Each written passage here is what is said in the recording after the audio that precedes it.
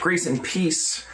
My name's Ryan. I'm the movie pastor. I like to watch movies and think theologically about them. I go to movies with a movie pass, and I'm a pastor. I watched the movie Queen and Slim the other day, and I'd like to talk to you about it. But I need to preface my discussion because I want to think theologically, and I want to share about the things that I can share about that I'm an expert in.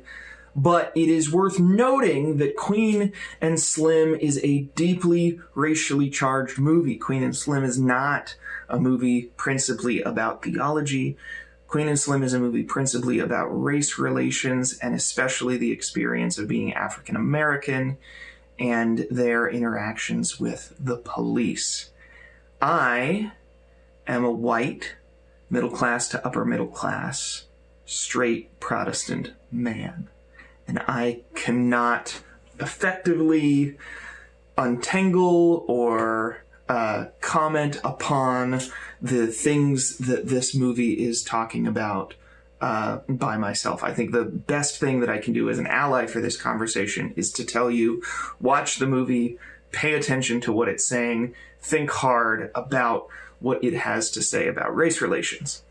But in addition to the race relation discussion, one of the things that I do, or the thing that I do as the movie pastor on YouTube, is talk about where is God in this film. And God is in this film. God is also in this discussion. It's worth saying. I think that God and the Bible have very important things to say about anti-racism and about race relations. And I think some wonderful theologians have said things about that, done a great job of giving us a robust garden within which to have our conversation. But the movie, Queen and Slim, doesn't engage with most of that.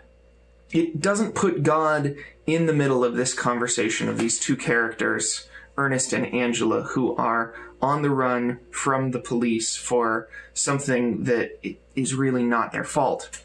Instead, and this is very, very interesting, it puts God near to them. It puts God right nearby.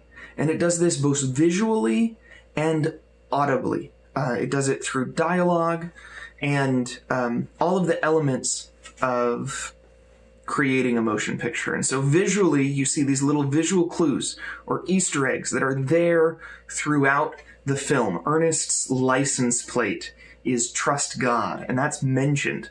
The officer that caused this whole thing calls in that license plate. He also wears a cross.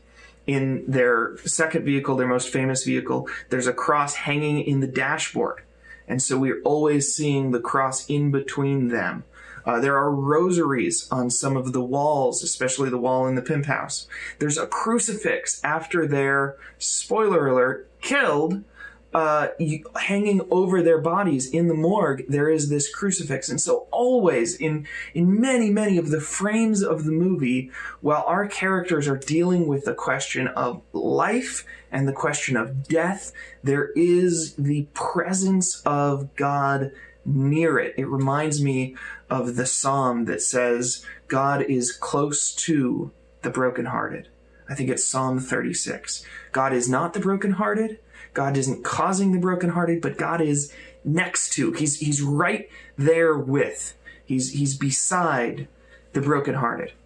And then, of course, we have the discussion, which takes place as kind of a side discussion. So the main discussion of the movie has to do with how are we going to get away? How are we going to survive in racist America? What do people think about the racism and whose side are they all on?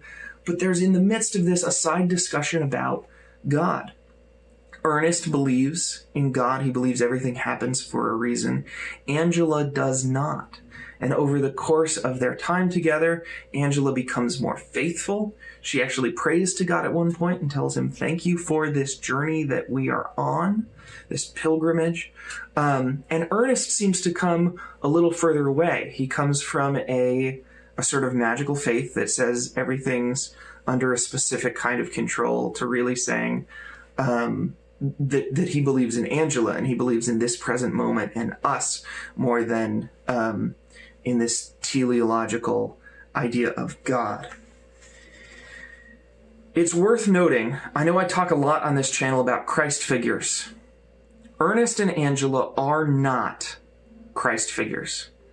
Ernest and Angela are pilgrims. They're Christian figures. They act more like Christians than they do like Christ. We see this in the most apparent way at the end when they are killed, when they're martyred, and they don't do the thing that happens so often in so many movies. They don't do the Christ-like pose, right? They don't fall back with their arms outstretched like this. Instead, they crumple in a distorted way that kind of breaks your heart. And above them, and I wish I could show you a picture. It's copyrighted. When it comes out on Blu-ray, I could, but I want to get this video out. Above them, it's camera from overhead. You see blood splatter in a sort of cruciform shape. And so just like we saw all through the rest of the movie, Christ is right there with and above them. But they don't symbolically represent Christ. They symbolically represent victims of racism. So, the question that we have to ask, the question that I think this movie asks us, the theological question, among all of the other questions that, again, watch the movie, enjoy it, think about it, talk about it with your friends. The theological question I think is asked is, where is Jesus when we're preoccupied? Where is Jesus when we are dealing with things that don't directly have to do with Jesus? The movie seems to think that race relations don't directly have to do with Jesus. I personally disagree.